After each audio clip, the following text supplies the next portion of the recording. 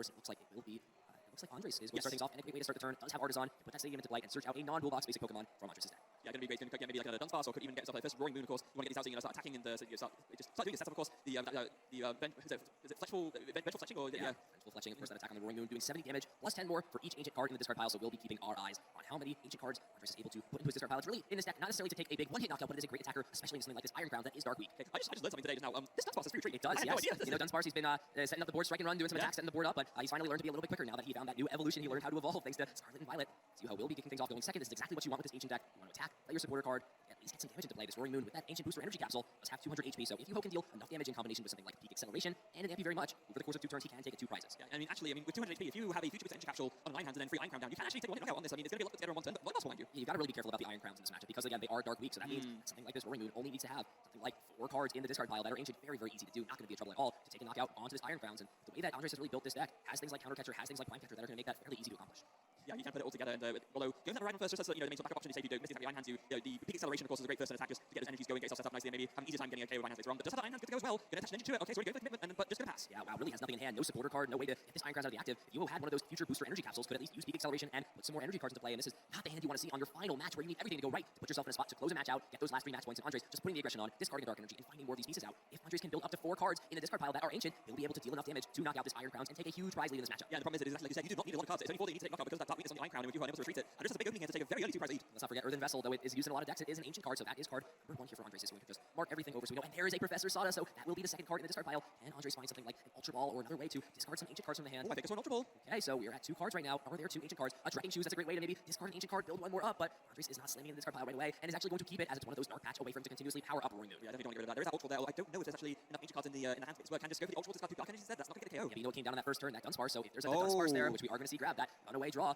this is what could potentially allow Andres to find these remaining pieces, see maybe a couple more Trekking Shoes, some ways to discard some more pieces. We've seen some really interesting inclusions in some of these decks. There isn't anything like Superior Energy Retrieval, but let's take a look. 3 cards. We see something potentially like a Dark Energy with this Radiant Greninja that it looks like was drawn to. We dig a little bit deeper. Of course, that runaway draw does force you to shuffle the Dunsparce back into the deck.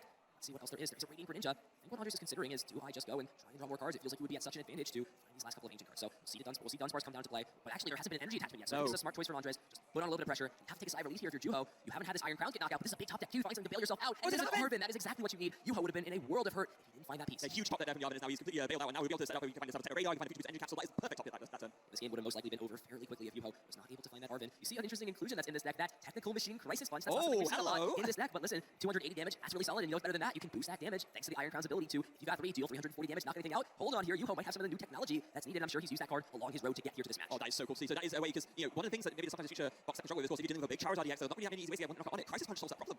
It will be the future booster energy capsule and a electric generator.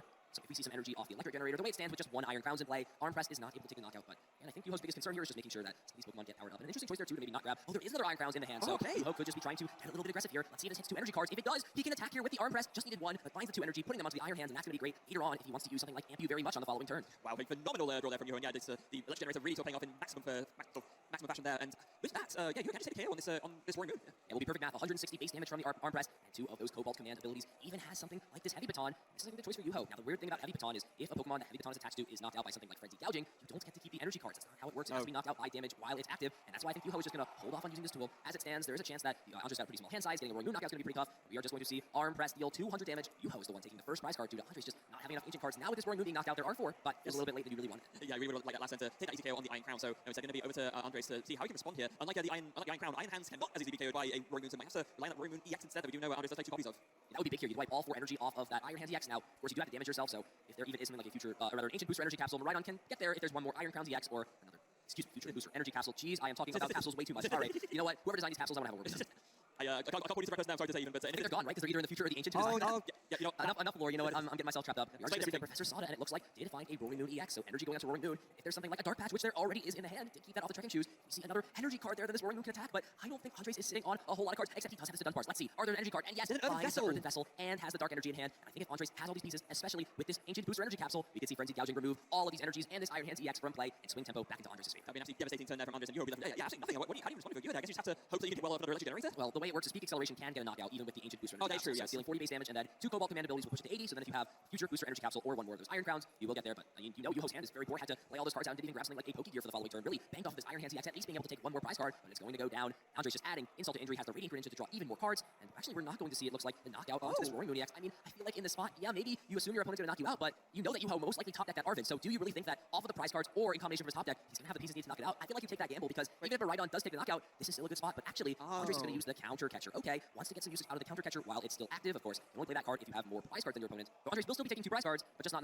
through the form of Frenzy Gouge. And I guess this does make sense as well because, of course, you're essentially denying Yuho extra damage builder from this. These decks so tend to play a lot of recovery cards. I mean, looking here at Yuho's list, I don't see any super, for example. So every single Iron Crown knockout is guaranteed 20 damage less that Yuho Hadouken for the rest of the game. Yeah, but another great top deck there for Yuho did find that Techno Radar, so can replace this Iron Crowns. So I think this is a good play for Andres, but Yuho is going to just be able to get some more Pokemon into play, take a knockout onto this, and it feels like we are just in the same spot we were last turn, where Andres has got to figure out if he wants to go for this Frenzy Gouging, or if he's just going to want to maybe make another pivoting play. We saw that Concealed cards actually drew into a Prime Catcher as well, so maybe this is Andres' play. Gust around, take knockouts onto these Iron Crowns, and then for that final knockout, use Frenzy Gouging, and that 200 damage you do to yourself, there's really no drawback to that. Yeah, no, at that point, you want the game's over, so you can't be knocked out back. So yeah, makes a lot of sense to me. There is the Techno Radar being played now that will be a third Iron Crown being fetched, and another Iron Hands being measured. I imagine you're probably going to back both of those, and that way we'll be able to use that heavy baton to actually